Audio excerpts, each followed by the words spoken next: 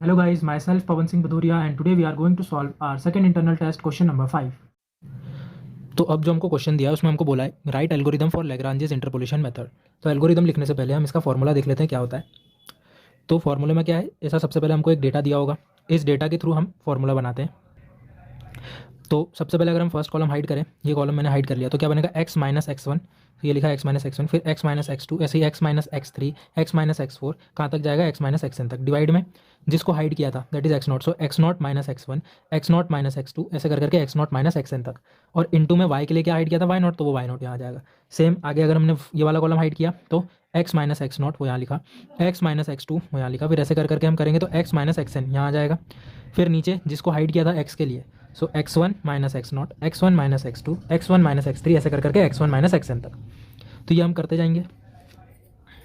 तो लास्ट हमारा जो बनेगा वो क्या है, x minus x not into x minus x one into x minus x n minus one, और डिवाइड में एक्स एन, क्योंकि एक्स एन वाला कॉलम आखिरी में हाइड किया होगा, so x n minus x not into x n minus x one into x n minus one, और into में वाई के लिए वाई एन हाइड किया इसलिए वाई एन। तो ये फॉर्मूला है। अब इसी के लिए हम एक एल्गोरिदम लिखते हैं। तो इस एल्गोरिदम में हम क्या कर रहे हैं, first step start, after that second step is initialize sum as 0 and product as 1.0।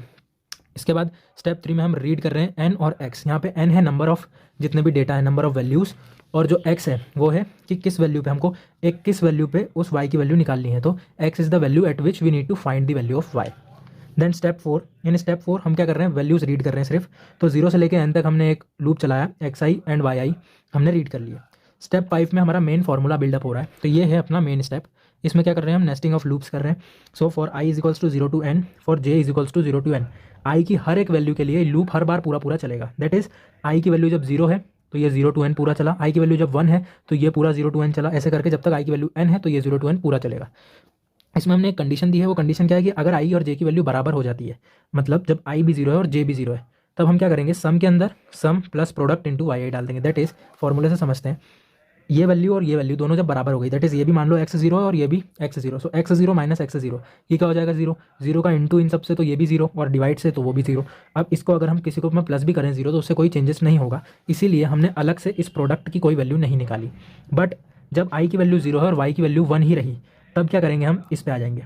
तो हमने क्या करा, प्रोडक्ट के अंदर product into x minus x j divide by x i minus x j. तो यहाँ पर आई की वैल्यू 0 है और जे की वैल्यू जब 1 है, तो इसको भी फॉर्मूले से देखते हैं। जे की वैल्यू जब 1 और आई की वैल्यू जब 0 हो, तो x minus x one divide में क्या हो जाएगा, x zero minus x one. तो यही यहाँ पे लिखा है, x minus x one divide में x zero minus x one. Same ये प्रोडक्ट के अंदर आ गया। अब फिर चला, आई की वैल्यू अभी भी 0 है और जे की वैल्यू हो जाएगी 2, तो ये क्या हो जाएगा, x minus x two divide में x zero minus x two. तो अब कौन सी डिजिट वो बन जाएगी, ये वाली x minus x two divide में x zero minus x two. ऐसे ये चलती जाएगी n तक, तो हमारी ये वाली टर्म बन जाएगी पूरी। ओके, और इनटू में हम क्या करा रहे हैं, इसके बाद जब ये पूरी टर्म बन जाएगी तो जब एक बार वो जब आई और जे इक्वल हो जाएगा तो वाई आई से इनटू भी करा देंगे, ये वाला फर्क इस पे आ जाएगा। और ये सब जब पूरा हो जाएगा, जैसे हमारा ये पूरा फॉर्मूला जब सॉल्व हो जाएगा इनमें वैल्यू रख के, तब हमारी नेक्स्ट और इसमें स्टेप क्या होगी कि print the interpolation of y equal to sum at e।